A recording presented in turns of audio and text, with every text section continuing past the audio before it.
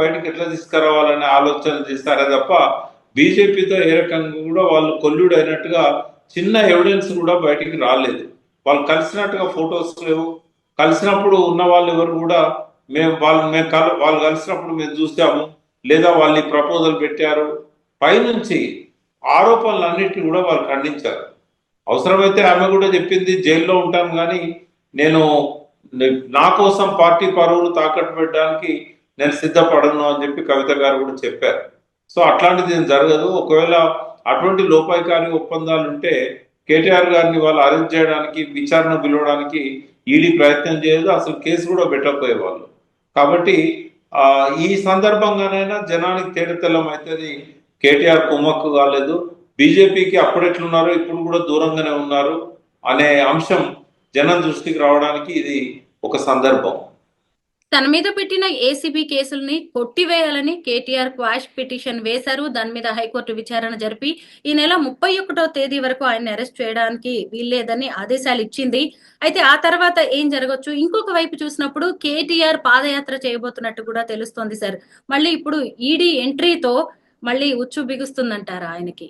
అంటే ఈడీ అనుకుంటే ఏదైనా చేయొచ్చు అమ్మా. విచారణ పేరు మీద పిలిస్తే అక్కడే అరెస్ట్ చేయొచ్చు, అక్కడే జైల్లో పంపవచ్చు. కాబట్టి వాళ్ళు ఎంత సీరియస్ గా ఉన్నారు కేటీఆర్ విషయంలో, కేటీఆర్ ను బయట తిరగనిస్తే పార్టీకి మంచిదా, అరెస్ట్ చేస్తే మంచిదా? విచారణకైతే పిలుస్తుంటారు 1-2 సార్లు, బట్ ఏ క్షణాన్నైనా అరెస్ట్ చేయడానికి ఒకసారి ఈడీలో కేసు రిజిస్టర్ అయిందంటే వాళ్ళు ఎప్పుడైనా జైల్లో పెట్టవచ్చు. ఒక 3-4 నెలల దాకా బెయిల్ దొరకకుండా కూడా వాళ్ళు ఆపగలుగుతారు. కానీ ఇక్కడ ఏసీబీ విషయంలో మాత్రం యాంటిసిపేటరీ బెయిల్ ఇవ్వచ్చు కోర్టు. షూరిటీస్ తీసుకొని ఆయన ఎప్పుడంటే అప్పుడు విచారణకు హాజరుగమ్మని చెప్పొచ్చు. విచారణను ఆపే అవకాశాన్ని కోర్టు తీసుకోదు ఎప్పుడు కూడా. ఏ విషయంలో క్వాష్ పిటిషన్ అనేది ఎంటర్టైన్ చేయకపోవచ్చు. ఎందుకంటే ఛార్జ్ షీట్ పెట్టినప్పుడు అవన్నీ కూడా కూలంకుషంగా చర్చిస్తారు. కేవలం ఎఫ్ఐఆర్ లెవెల్లోనే విచారణను ఆపాలని చెప్పి పోవడం అనేది బెయిల్ విషయంలో ఉపశమనానికి కొంత ఉపయోగపడుతుంది. కానీ దానికోసం వాళ్ళు విచారణను ఆపమని చెప్పి ఎప్పుడు కూడా డైరెక్షన్స్ ఇచ్చినట్టు లేదు మనకు. కాబట్టి కోర్టే చెప్పింది 30వ తారీఖు లోపల అరెస్ట్ చేయొద్దు, విచారణకు హాజరు కావాలని చెప్పింది. కాబట్టి రేపు భవిష్యత్తులో యాంటిసిపేటరీ బెయిల్ రావచ్చు. అరెస్ట్ కాకుండా ఆయనకు ఒక ఉపశమనం ఉంటుంది, కానీ విచారణకు హాజరు కాకుండానైతే ఏది ఉండదు. ఈడీ విషయంలో మాత్రం 50-50 ఛాన్సెస్ ఉన్నాయి. అరెస్ట్ చేసి జైలు పంపొచ్చు, లేదా విచారణ పేరుతోని ఒక 4-5 సార్లు తిప్పుకోవచ్చు. సార్, రాష్ట్రంలో అధికార మార్పిడి జరిగిన నాటి నుంచి కూడా ఫోన్ ట్యాపింగ్, కాళేశ్వరం అవినీతి, ఇప్పుడు ఫార్ములా ఈ రేస్ కేసు, డ్రగ్స్ కేసు, ఇలా పలు కేసుల్లో కేటీఆర్ పేరు పదే పదే వినిపిస్తోంది. ఇవాళ అరెస్ట్ అవుతారు, రేపు అరెస్ట్ అవుతారు అంటూ ఫీలర్స్ ఇస్తున్నారు. ఒకవైపు చూసినప్పుడు రాష్ట్ర ప్రభుత్వం, కాంగ్రెస్ ఆయన్ని టార్గెట్ చేస్తుంది. అటు చూస్తే మీరు చెప్తున్నట్టుగా సెంట్రల్లో ఉన్న బీజేపీ ప్రభుత్వం కూడా ఆయన్ని టార్గెట్ చేస్తుంది. ఎందుకు? ఒక బలమైన నాయకుడుగా కేటీఆర్ ఉండడం వల్లే, అలాగే ప్రతిపక్షంగా కూడా బీఆర్ఎస్ బలమైన పాత్ర పోషిస్తుండడం వల్లే ఆయన టార్గెట్ చేస్తున్నారంటారా? అంటే మన సమాజంలో ఇంకా పూర్తిగా చైతన్యం రాలేదమ్మా. తెలంగాణలో వట్టి ఆవేశపరులు ఎక్కువ ఉంటారు, ఆగం అనేది ఎక్కువగా ఉంటుంది. గద్దెగిరిందంటే ఎద్దెగిరిందని చెప్పినా కూడా నమ్మే జనం ఉన్నప్పుడు ఇటువంటి వాటి అన్నిటికీ ఆస్కారం ఉంటుంది. ప్రజల్లో చైతన్యం వచ్చినప్పుడు ఇటువంటి పిచ్చి పిచ్చి కేసులు పెట్టరు, పిచ్చి పిచ్చి ఆరోపణలు చేయరు.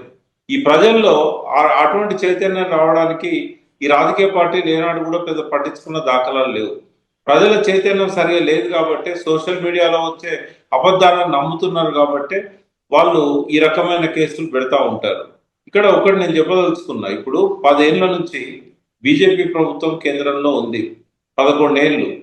అదేవిధంగా గత 1 ఇయర్ నుంచి రాష్ట్ర ప్రభుత్వంలో కాంగ్రెస్ ఉంది. మరి అవినీతి అవినీతి అని చెప్పి ఇన్ని సంవత్సరాల నుంచి చెప్తున్నారు కదా, ఇప్పటి వరకు ఏ ఒక్కటైనా నిర్దిష్టంగా ఇగో ఈ ఆధారం దొరికింది, మీరు అవినీతి చేశారు అని చెప్పి కేసు పెట్టగలిగారా? 1,00,000 కోట్లు తిన్నారు కాళేశ్వరంలో అని బదనాం చేశారు, ప్రచారం చేశారు. ఒక 1,000 రూపాయలు తిన్నట్టు ప్రూవ్ చేసినా కూడా ఈ పాటికి కేసీఆర్ కేటీఆర్ జైల్లో ఉండేవాళ్ళు కదా, హరీష్ రావు కానీ. మరి వాళ్ళకి ఎందుకు దొరుకుతలేదు? ఇప్పుడు కాళేశ్వరం కమిషన్ విచారణ ప్రారంభమై కూడా దాదాపు 8 నెలలు అవుతున్నది. మరి విచారణ సమయంలో ఏ ఇంజనీర్ అయినా, లేకుంటే ఏ కోదండరామ్ లాంటి వాళ్ళు కానీ, ఆయన ఎవరు కేంద్ర సలహాదారు వెదిరే శ్రీరామ్ లాంటి వాళ్ళు కానీ, ఇక్కడ అటెండ్ అయిన కొంతమంది కానీ అఫిడవిట్ ఇచ్చిన వాళ్ళు కానీ ఫలానా అవినీతి జరిగింది అని నిర్దిష్టంగా చెప్పగలిగారా? వాళ్ళ కుటుంబం నుంచి కేటీఆర్ గారు దీనిలో ఇన్వాల్వ్ అయి ఉన్నాడని ఏ ఒక్క ఆధారమైన అర్బన్ డెవలప్మెంట్ మినిస్టర్గా పనిచేశాడు, ఇండస్ట్రీస్ మినిస్టర్గా పనిచేశాడు. వాళ్ళు చూపెట్టదలుచుకుంటే ఐటీలో కానీ ఎక్కడైనా అవినీతి ఇప్పటి వరకు ప్రజలు నమ్మే విధంగానైనా చూపెట్టగలిగారా? అంటే 11 ఏళ్ళ నుంచి దొరకంది ఇప్పుడేం దొరుకుతుంది? ఇది కేవలం ఏంటంటే బ్లేమ్ గేమే తప్ప నిజంగా అక్కడ అవినీతి జరిగినట్టయితే ఎప్పుడో దొరికేవాళ్ళు. ఎంతకాలం అవినీతి నిజంగా చేస్తుంటే దొరకకుండా తప్పించుకోగలుగుతారు? కాబట్టి ఇది రాజకీయంగా బ్లేమ్ చేయడానికి, మీడియాను ప్రజల అటెన్షన్ని అటువైపు అట్రాక్ట్ చేయడానికి ఇవన్నీ జరుగుతూ ఉన్నాయి. ఈడీ మనీ లాండరింగ్, ఈడీ రాకతోనే ఇప్పుడు ఈ కేసు తీవ్రత ఏంటో మనకి అర్థమవుతూనే ఉంది సార్.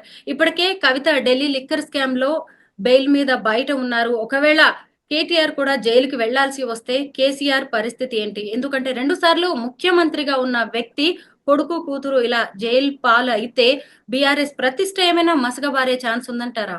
అంటే ఖచ్చితంగా జనంలో ఒక రీజనింగ్ అనేది, లాజికల్ థాట్ అనేది లేనప్పుడు ఏమవుతుందంటే డెఫినెట్ గా నమ్మే అవకాశం ఉంటుంది. కొంతనే ఒక 30% 40% నమ్మే అవకాశం ఉంటుంది.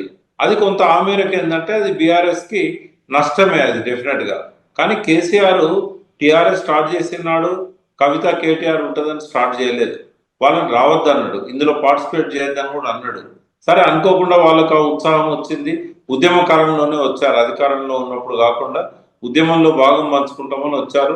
వాళ్ళు కంటిన్యూ అవుతున్నారు, వాళ్ళు సమర్థులు అని చెప్పి నిరూపించుకున్నారు. బెస్ట్ పార్లమెంటేరియన్ అవార్డు కవిత గారికి వచ్చింది, best IT minister and industry minister అని చెప్పి రిజల్ట్స్ ఇచ్చి ఆయన ప్రూవ్ చేసుకోగలిగాడు కేటీఆర్. బట్ ఇవాళ కేసీఆర్ అనే వ్యక్తి ఎంత శక్తివంతుడు అంటే ఒంటరిగా మాలాంటి వాళ్ళని కొద్ది మందిని ఎంబడి పెట్టుకొని మేము ఇచ్చిన ఇన్పుట్స్ ఆధారంగా చేసుకొని తనకున్న నాలెడ్జ్ అంతా కూడా దీనిలో ఇన్వాల్వ్ చేసి మామూలు సాధారణ ప్రజలతో కూడా జై తెలంగాణ అనిపించగలిగాడు. కాబట్టి కేసీఆర్ శక్తి ముందు ఎవరూ నిలబడలేరు. ఆయన ఒక్కడు చాలు. మొత్తం అందరు రాజకీయ నాయకులంతా ఒక దిక్కు, కేసీఆర్ ఒక్కడు ఒక దిక్కున్నా కూడా తను అనుకున్న సాధించగలిగే శక్తి ఆయనకు ఉంది. తాత్కాలికంగా మస్తబారొచ్చు, కానీ ప్రజలు గ్రహిస్తారు. ఇప్పటికే చాలా వరకు అర్థమైంది, కేసీఆర్ను పోగొట్టుకొని మనం ఏం నష్టపోయినాం అనేది ఇవాళ ఎవరిని అడిగినా కూడా వాళ్ళు 5-10 నిమిషాలు చెప్పగలుగుతున్నారు. మేము తప్పు చేశాము, మేము మాకు ఈ నష్టం జరిగింది అని. సరే, ఇంకా కేసీఆర్ గారు వెంటనే అధికారంలోకి వచ్చే అవకాశం లేదు కాబట్టి ఆయన కూడా రేవంత్ అనేవాడు చిన్న కార్యకర్త కేసీఆర్ ముందు. ఇదే పార్టీలో కేసీఆర్ గారిని అపాయింట్మెంట్ దొరకక కలవడానికి రోజుల కొద్దీ వెయిట్ చేసిన రేవంత్ రెడ్డి గారు అనుకోని పరిస్థితుల్లో ముఖ్యమంత్రి అయింది కాబట్టి ఇవాళ ఆయనే పిచ్చుక మీద బ్రహ్మాస్త్రం వేయడం ఎందుకు, ఒక 1 year పాటు మనము దూరంగా ఉంటే మంచిది, మనం అతని మీద కామెంట్ చేయకపోతేనే బెటర్ అని చెప్పి ఆయన అనుకున్నాడు. అవమానపరిచి కేసీఆర్ను రాకుండా చేయాలని చెప్పి రేవంత్ రెడ్డి అనుకున్నాడు. పదే అంటాడు రేవంత్ రెడ్డి, అసెంబ్లీకి రా, ఇక్కడికి రా, అక్కడికి రా. కానీ ఆయనే రావాలనే ఉద్దేశము రేవంత్ రెడ్డికి లేదు. ఎందుకంటే కేసీఆర్ వచ్చినట్టయితే ఆయన టవరింగ్ పర్సనాలిటీ ముందు ఈయనది సరిపోదు. కాబట్టి ఆయన రాకుండా ఆపాలంటేనే రమ్మని చెప్పి డిమాండ్ చేయడం అన్నట్టు. కాబట్టి నిజంగా కేసీఆర్ సభలో కూర్చుంటే రేవంత్ రెడ్డి డొల్లతనం అనేది ప్రజలకు తెలుస్తుంది. రాకుండా ఉండడానికి అగౌరవపరచడం, అమర్యాదగా మాట్లాడడం, ఇవన్నీ కూడా చేసేది ఆయన రాకుండా ఉండడానికి. ఎందుకంటే గౌరవం లేని కాడికి కేసీఆర్ రాడనే సంగతి రేవంత్ రెడ్డి తెలుసు. నిజంగానే ఆయనను ఆ సభలోకి రప్పించుకోవాలనుకుంటే ఈ అగౌరవపరచడం అనేది, అమర్యాదగా మాట్లాడడం అనేది రేవంత్ రెడ్డి చేయకపోయేవాడు. ఉద్దేశపూర్వకంగానే ఆయన సభలోకి రాకుండా ఈ దుర్భాషలు, నీచ భాషలు మాట్లాడుకుంటూ రేవంత్ రెడ్డి డ్రామా చేస్తున్నాడు. సార్, వయసు రీత్యా కావచ్చు, లేదంటే ఇతర కారణాల వల్ల ఇప్పటికీ కేసీఆర్ గారు ఎక్కువగా ఫామ్ హౌస్ కే పరిమితం అవుతున్నారు. ఒకవేళ కేటీఆర్ ఏవైనా విపత్కర పరిస్థితులను ఎదుర్కోవాల్సి వస్తే కవిత గారి బాధ్యతలు ఏమన్నా ఇంకా పెరగబోతున్నాయంటారా? ఎందుకంటే పార్టీ బరువు బాధ్యతలన్నీ కూడా ఇప్పుడు ఆవిడ మీదే పడే అవకాశం కనిపిస్తున్నట్టుంది. అట్లా కాదమ్మా, కేసీఆర్ గారు ఎవరికి ఇవ్వడు. పార్టీ అధ్యక్ష బాధ్యతలలో ఆయన ఉంటాడు. రేపు ఒకవేళ మళ్ళీ గవర్నమెంట్ ఫామ్ చేసినా కూడా ఆయనే చేస్తాడు తప్ప కొడుకు కానీ బిడ్డకు కానీ అధికార మార్పిడి చేసే అవకాశం అసలే లేదు. ఆయన ఎక్కడున్నా కూడా ఆయన బ్రెయిన్ మాత్రం చాలా యాక్టివ్గా పనిచేస్తుంది. మనందరం అనుకుంటాం ఆయన రెస్ట్ తీసుకుంటున్నాడని, కానీ ఆయనకి ఎప్పుడు రెస్ట్ అనేది ఆయనకు తెలియని విషయం అది. నేను చాలా సంవత్సరాలు ఆయనతో రాత్రింబవళ్ళు అసోసియేట్ అయిన వ్యక్తిని. రెస్ట్ అనేది ఉండదు ఆయన జీవితంలో.